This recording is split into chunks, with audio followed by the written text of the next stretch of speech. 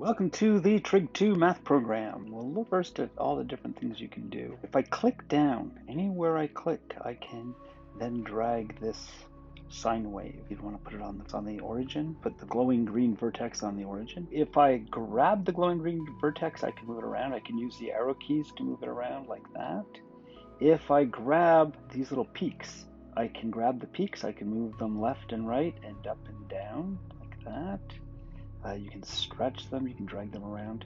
Every single peak you can grab. Notice what it does. The further out you are, everything is relative to this glowing green vertex. So if you are stretching it towards that glowing green vertex, you would have to move the outer peaks a whole lot to get the first peak to move a little tiny bit. So they're moving all relative. If you want the whole thing to move with the best reaction, the first peak after the glowing green vertex is the one to grab. We can grab that. If you grab the vertex, the whole graph moves. If you grab the next vertex over, it's relative once again. I can't lift it up and down, but I can move it left and right. If I grab any point on the sine wave, I can move it up and down, left and right. I can then use my arrow keys to move it up and down, left and right. If we want to change the amplitude, you just grab one of the peaks and you can drag it up and down. If you want to compress the wave or stretch the wave out, you can grab one of the peaks or you can grab one of the vertices and drag it towards or away from the glowing green vertex. You can move the whole grid.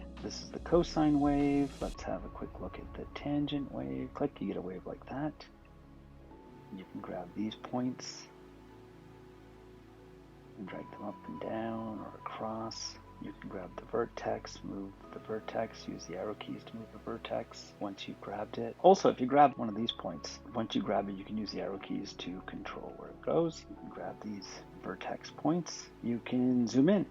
Double-clicking on the magnifying glass will zoom in as much as possible. Double-clicking again will zoom out to normal. If you click on the zoom in once, and then each time you click, it will zoom in like that, a step at a time. If you're graphing and you want to start over, you can double click the eraser. It will erase, and then when you start drawing again, it's a new graph.